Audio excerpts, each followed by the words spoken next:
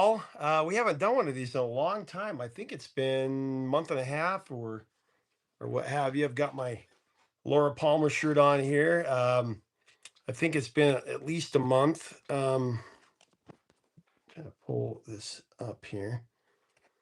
And I've been traveling, the craziness of summer upon us. But today I wanted to talk about a few things and update you on the future of this channel in terms of going forward. Um, and talk about a little bit about taking a step back and retooling some shows. And also with Father's Day coming up, I wanted to talk about my top five greatest songs of all time, about fathers and sons and such, and a few little updates on my health and such. So hope you're all enjoying the summer. And first of all, I mentioned that there are big changes coming to the channel. In fact, many of those changes have already started taking effect, as you may or may not have noticed. Um, I've been taking a step back in a lot of ways, slowing down.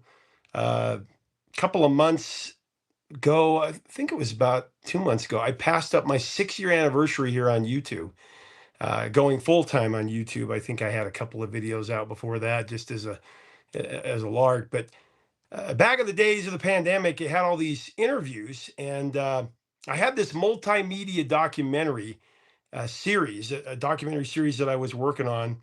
And it's funny because this big media company that I was working on with this documentary series, um, they they try to claim my videos every day now. So, um, just for playing the music of the artist that I'm talking about, but I digress. Back in the late spring of 2020, when the world stopped for all of us, gosh, this thing is a little bit sideways here. Sorry about that. I'm trying to kind of new setup and it's all right. Let me try to balance that. When the world stopped, people couldn't go to work. Everything was shut down. And this documentary project that I'd been working on, that I was so excited about it basically disappeared like that overnight. This big media company we were working with, which I can't talk about on here, um, they told us that they had to pull the plug because the shutdown and other priorities that they had. And Professor of Rock, this little company, we didn't know what to do. We were near extinction. I mean, we had been working on this documentary series for years, and we had some investors who'd funded the interviews and everything that we were doing and the project. And because this um, the investors had to pull out, they got hit hard in the market, and so we were on the verge of closing our doors. So I remember I was sitting in this vacant building with my business partner, and we were trying to figure out how and if we were going to be able to continue, how we're going to survive. And we're sitting on that at that point, probably 400 plus interviews, maybe 500 that we'd done. We'd done all these interviews with these legends and all this. Turn up the volume here, okay.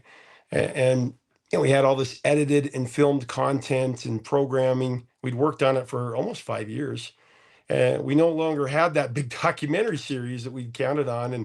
And suddenly we're facing our certain end, and that's when we had this bright idea to go onto YouTube, right?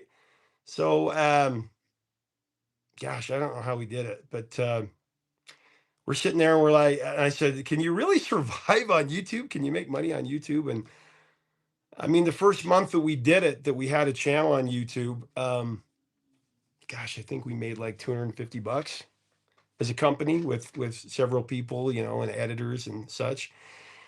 And I thought, we're dead in the water, but started doing better and better. And we kept growing and we were putting out content every day, and started resonating with people. And before I knew it, we were at 100,000 subscribers. I couldn't believe it. We had thousands of people every day that were turning in to watch the show, and our interviews and our rock history. It was getting out there. It was pretty awesome. I give all the credit to you, the viewers, for sharing and liking and watching and subbing and everything that was done. And suddenly, our big documentary project that had failed, it seemed like it was just going to gather dust on the shelf. It became this channel, and I got to share the stories of the greatest artists and songs in rock history and the stuff that my dad raised me on, interview his heroes and got it out there. And it was awesome. And just it's been tremendous. But just like anything, we've had our ups and downs, and it's been an amazing run. And now after 6 years of going all the time, 24/7, it seems like a lot of times, um, I just feel like, well, for various reasons I'll go into, it's time to make a change. It's time to take a step back.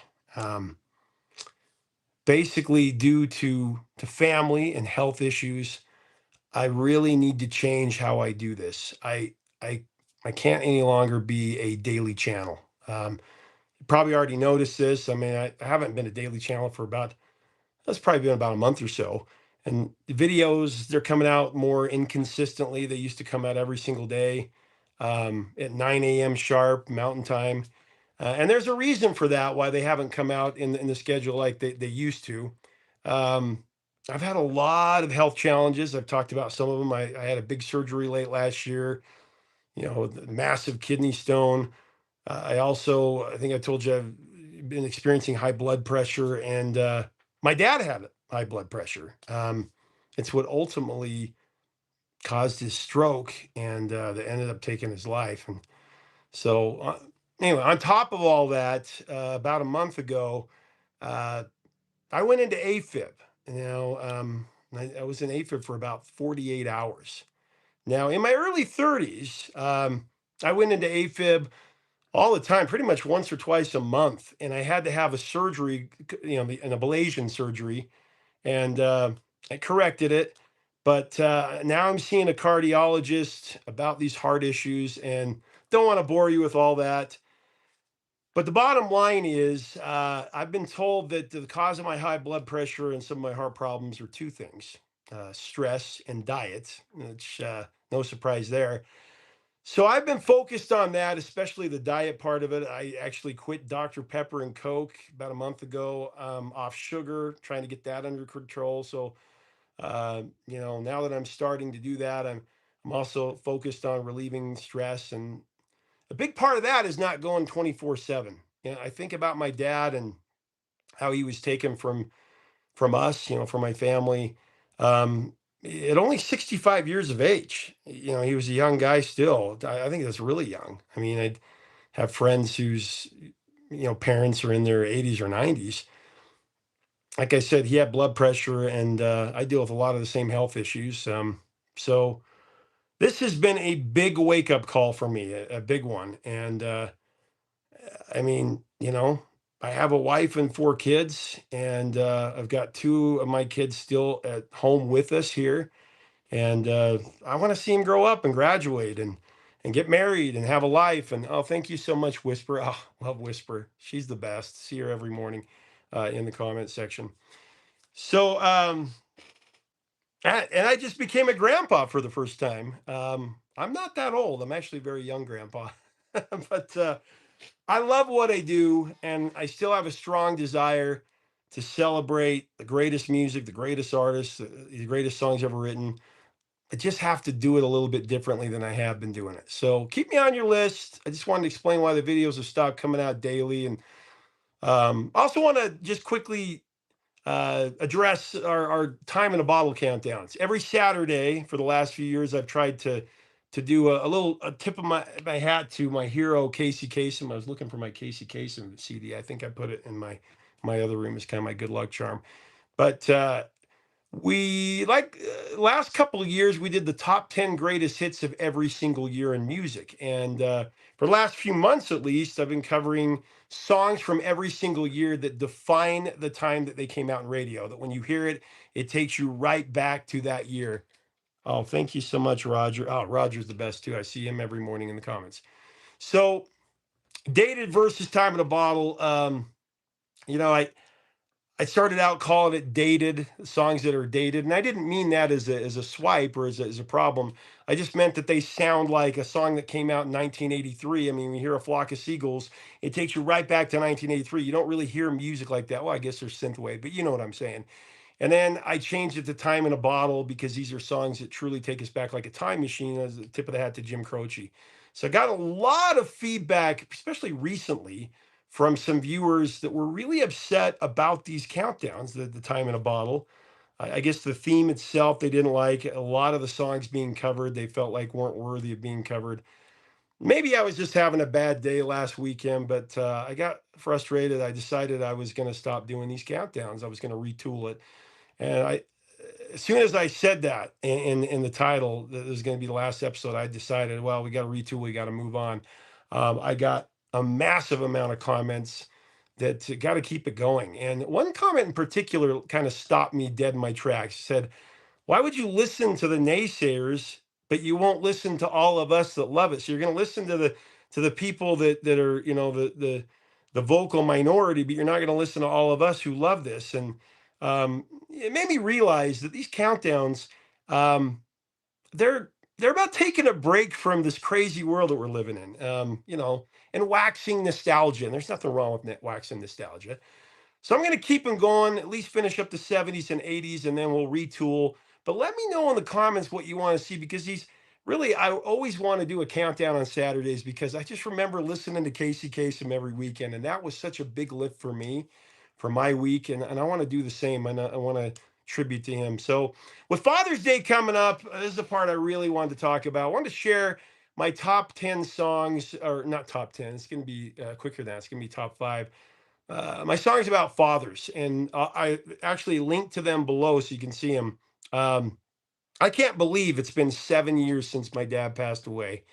Um, Man, I miss him terribly every single day. And so let's get into it. My top five favorite songs about fathers and sons. It can be even fathers and daughters, but these are the ones. First, I want to talk about really quick about my dad. I have this radio show, Classic Rock You with the Professor, and it's in about 40 markets in different cities, Chicago and San Francisco, and such. I think we just. Oh, thank you so much, Dukes. I appreciate that. Um, in fact, I think that we just opened Houston and Cleveland, where the Rock and Roll Hall of Fame is. But I have a segment on my Classic Rock U that I do that is it's called My Dad's Vinyl, and every week I do a tribute to my dad, and I tell a little story and I play a song. Well, I want to tell you about my dad just really quick. Steve Reeder. To me, he was the coolest guy in the whole town. This little town I grew up in. He was my whole world. He was like the Ferris Bueller of fathers. He was the kind of guy that would bring records home every single week, and the great records, the stuff that was on top 40. And my friends' dads were listening to like Conway Twitty, and not that there's anything wrong with Conway Twitty, but my dad was listening to Zeppelin and Sabbath and Boston and the Beatles and all these great bands. Oh, Vic, I appreciate that. Thank you.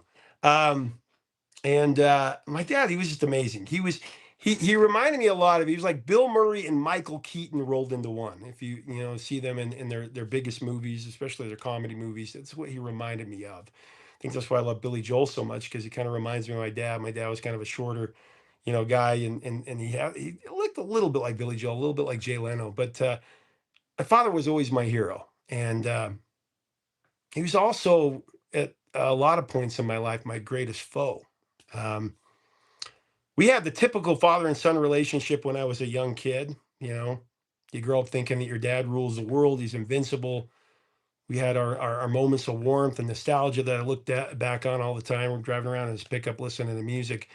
Um, I've talked about it many times, but once I turned, I think it was about 12 years old, things started to change between us. Oh, thank you. Thank you so much. Poor or child. I can't read very well. Um, and Things started to change. And from then on, my dad and I, we were at odds a lot. And I think that happens a lot in relationships when you're a teenager.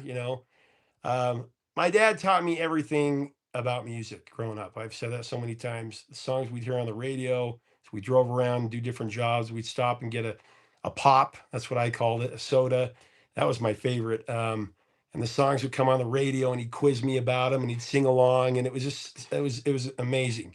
He'd tell me the stories behind all these songs and about the artists that we grew up on. And just a few weeks ago, when I was with John Fogerty and did that live event, I get to show a video clip of my dad talking about John Fogerty and Fortunate Son. And there was a really cool moment where I was telling John Fogerty before we started the show about my dad, and he's like, "Man, you have." And I told him, my dad was a painting contractor, kind of a blue collar guy, and he loved your music. He raised me on two bands, the Beatles and CCR. And then later, John said, "I love your out, man. You've got all of my albums on vinyl. You got every single one." I said, "Yeah, my dad passed these on to me. These were my dad's." And he goes, "Man, your dad sounded like a cool guy, Adam." Oh my gosh, thank you so much, Chris Gill. I appreciate it. He said, "Wow, your dad seemed like a neat guy." I think he said neat. That was his word. Your dad seemed like a neat guy. Sure would have liked to have met him. Yeah, maybe I'll meet him in heaven. Talk about a moment that just cuts you to the bone. John Fogerty, what a great guy, amazing guy. Man, I got some people think Papa Bear Studio and gosh, I need to get my eyes checked. Shelby and oh my gosh, Cincinnati Star Barber. Thank you so much, guys. You're amazing. So that was a great moment with Fogerty to be able. I said, and then later on, I said, "Man, my dad would be so excited about this moment, me interviewing you, because you were one of his heroes." And he said, "Oh, he's here. Trust me, he's here." Like Fogerty, amazing guy. One of my favorite interviews. Just an amazing guy. So also, okay, so back kind of to talk about my dad, Kevin. Thank you so much. Um, so my dad would share the stories of the songs and about his childhood growing up in the 50s and the 60s, his high school years on through the 70s. And what I love most is that he would tell the stories of the songs, of his own memories behind these songs. And so I got closer to him that way. And I just became kind of this encyclopedia with all this knowledge that he would feed me. And his heroes became my heroes. And as a relationship, though, became more distant as I got older, I kind of turned into a disrespectful teenager, and I would lash out on my father. He'd tear down my values and I would tear down his. And I think he counted the hours. When I was a teenager, I was a punk like any teenager. And my dad, we just made mistakes in our relationship. And I think he counted the hours till I left. I was going to leave. And I think I counted the hours till I could bust out of this little small town in Blackfoot, Idaho that I felt trapped in because I'm listening to all this great rock music that I wanted to get out and make something of myself. Again, I was young and I was blinded by my own arrogance. But when I started having my own children, I started to really understand. To me, experience, it teaches us compassion, I believe. Over the last 10 years, that he was still alive, my father, he became one of my best friends. We became really close for that last 10 years before he passed. And again, music was always a big part of the moments. And I've shared, like I said, a lot of those on the channel here. But every interview I do, I mean, every single one, um, my dad is in that room with me. He is. And he'll always be there, and the values that he taught me.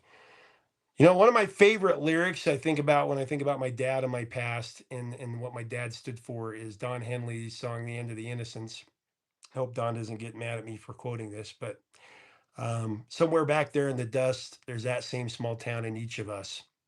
And it was my father that instilled that in me, that sense of community, the pride for where I came from and those values. And I truly believe that who we are and what we become depends on what our fathers teach us at those odd moments in our lives when they aren't really trying to teach us, just the things that happen in between. Or, like John Lennon says, life is what happens to you when you're busy making other plans. Um, oh, thank you so much, Jose. I appreciate that. We're formed by these little scraps of wisdom that our parents leave upon us, and my dad is a great example of that. We live in a cynical world, we just do. And some people out there don't believe in heroes. And if you're one of those people that don't believe in heroes, you never met my dad. I'm sure that many of you feel that way about your own fathers. One final thing before I get into this top five. Ooh, it's yeah, it's always tough Father's Day, but this is the I think the sixth. I have a lisp. Sixth Father's Day that I'll be celebrating without my dad. And thank you so much. I'm sorry, Kevin. Thank you so much. I appreciate that. Um, this is the number 6 Father's Day that I'll be celebrating without my dad. And nothing in this world can prepare you for the loss of your father, right? When you lose your dad, it doesn't really matter that other people have experienced the same thing before you, and that sons and daughters have lost their fathers since the beginning of time, right? What matters is that you lost your one and only father. And that loss is both devastating and profound, and it's yours alone. And you know what I'm talking about if you lost a parent. When your father dies, it's like you go through a million little could have beens in your head, like I should have been here, done this different, so I could spend more time with my dad. And family get-togethers, there's this massive hole that you it can never be replaced. I'm going to a wedding this weekend of my nieces, and my dad's not going to be there, and that's what's going to stick in my mind. And you wonder what he might have said or how he would see you in your life now if he was proud of the life that you've created. Anyway, I'm just kind of throwing out some random thoughts here. I'm blessed to have shared so many songs that were the backdrop of my memories with him. To this day, when I hear these songs, it's like having him still here. My dad and I used to watch Wonder Years together, and I remember watching the series finale with my dad. And that final quote that the narrator gives, it's always stood out to me. And I'll repeat it here before we get into the countdown, and I'll go quick. Growing up happens in a heartbeat. One day you're in diapers, the next day you're gone. But the memories of childhood stay with you for the long haul. I remember a place, a town, a house like a lot of houses, a yard like a lot of other yards, on the street or like a lot of other streets, with a dad unlike any other dad. And the thing is, after all these years, I still look back with wonder. Now, I added in the dad part. I actually played that at his funeral, that part of Wonder Years, because it was something that meant a lot to us. For me, that wonder I'm talking about is always magnified by the music from that era. So that being said, here's my Father's Day song list. All right. At number 5, I got Sting, and I've got a whole record for you on that one. Um, the Soul Cages. In my opinion, it's Sting's opus. That's saying a lot. Songs like All This Time and Why Should I Cry for You and Islands of Soul or Island of Soul, excuse me, and The Wild Wild Sea, which is another masterpiece. It's a concept album inspired by the death of Sting's father. And man, when I interviewed Sting, we got to talk about, we were both talking about our dads. It was amazing. So number 5, Sting, and I linked to it below. Number 4, I've got Father Son by Peter Gabriel. This is one of those songs that I can't get through ever without just losing it. Peter Gabriel, he felt that he didn't know his father well enough, and he was getting older, so he was engaged in yoga, and it's something that he and his father had done for a long time. And Gabriel thought that it would help them grow closer. That's why he did it with his father. Apparently, he set up a yoga retreat with an instructor, and the teacher had them do this style of yoga where two people work together in close proximity. And Peter Gabriel said it was a profound and emotional experience that inspired the tune Father Son, a moving song that captured the affection expressed and enhanced through the shared practice of yoga. The lyrics, I love them. Father, son, locked as one in this empty room, spine against spine, yours against mine, till the warmth comes through. And Peter Gabriel would say that one time in the middle of doing some of these push and pull exercises, that they both just burst into tears. And and it was something really amazing. He would say in the song, I could hold back the tide with my dad by my side. That's my favorite lyric in it. I mean, when you're a little kid, and you know this, when you're with your dad, you feel utterly invincible and you feel completely safe. And I miss that. All right, coming in number 3, I've got one that I think a lot of people are going to agree with here: "The Living Years" by Mike and the Mechanics. Now, first of all, Paul Carrick is one of my favorite singers ever. His interpretation of this song that was written by Mike Rutherford and B.A. Robertson, it hit number 1, and it's the personification of absolute soulful and emotional perfection. It just is it's a perfect song. Now, the two writers, Rutherford and Robertson, they both lost their fathers the same year.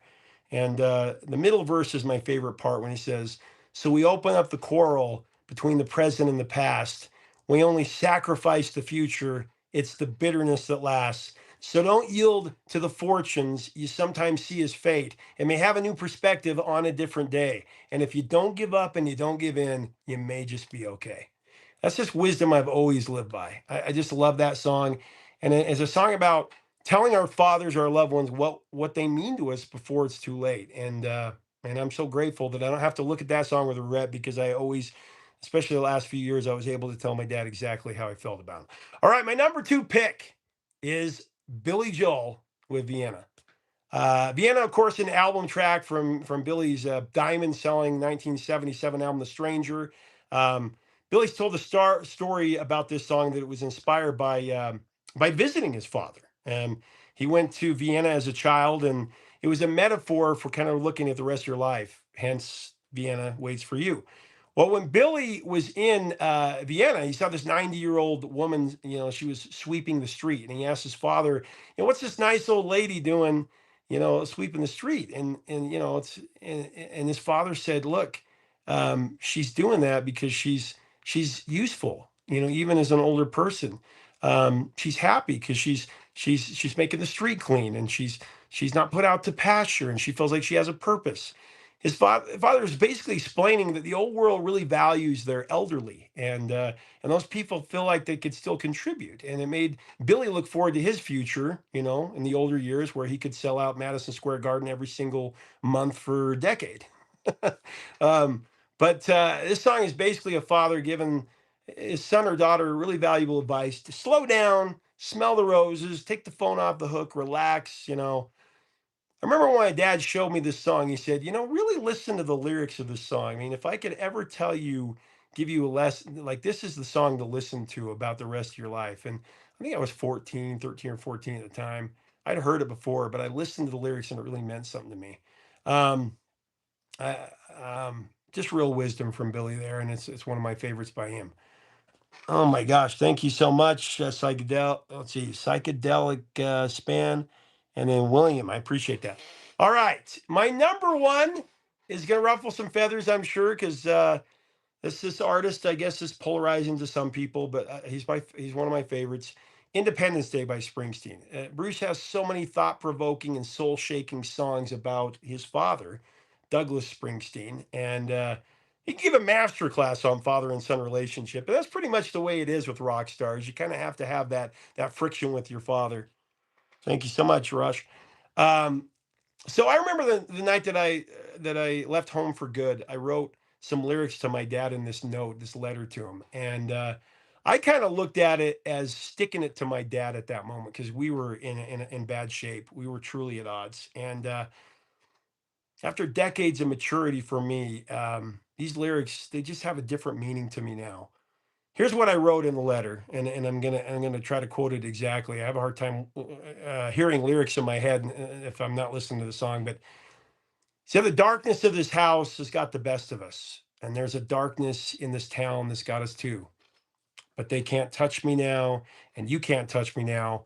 They ain't gonna do to me what I watched them do to you. And then he later says, "Well, I don't know what it always was with us. We chose the words, and yeah, we drew the lines. There was just no way that this house could hold the two of us anymore. I guess that we were just too much of the same kind. Well, Papa, go to bed because it's getting light. It's getting late, and nothing we can say now can change anything. Because there's just different people coming down here now, and they see things in different ways. And soon everything that we've ever known will just be swept away." And that lyric especially hit me hard, because it just shows the change of the world. And say goodbye, it's Independence Day. Papa, now I know the things you wanted that you could not say. Won't you just say goodbye? It's Independence Day. I swear I never meant to take those things away. When I wrote those lyrics to my dad, I was 18 years old, and I thought I knew everything. And I was, I had an underdeveloped mind and an inexperienced heart. And at that moment in my life, when I was 18, I looked at my dad and I just saw a man of, I don't know, life of mediocrity. I saw a man that was trapped in this small town that only had small ideas and small prospects, and I just wanted to get out. I didn't want to be a part of that. And now, after years of perspective and many hard knocks in my own life, man, going through the failures and the fears that my own father faced, I listened to that song with completely new ears, completely different point of view. And I think of my dad. And I remember the last time I saw him in the hospital before he passed away, and I looked at all those years of poor judgment, my poor judgment, and I saw my dad in a whole new way. I saw the same man, more weathered, more weary. What I saw was a man, a life really of sacrifice and hard work and selflessness. I saw a man that had pride in the small town I grew up in, and he had deep friendships and deep relationships and empathy for the people of this wonderful small town. And uh, that's been the backbone and the inspiration of every dream I've had since then. When I saw that happen, this was right at the beginning as I was doing the YouTube channel and such. And my dad got to see me interview some of these people, but I just. I hope I can be the same man that he is, a man of integrity and character and love and compassion and empathy and all the things that my dad stood for. It's the entire reason I am who I am is because of my dad. Gosh, sorry, I didn't mean to get all touchy feely here, but man, I miss you, Pop. I do. I miss you. Happy Father's Day. I hope you listen to those songs. I hope that you will share what songs mean something to you. What are your favorite Father's Day songs? Let's have a great discussion below and celebrate it.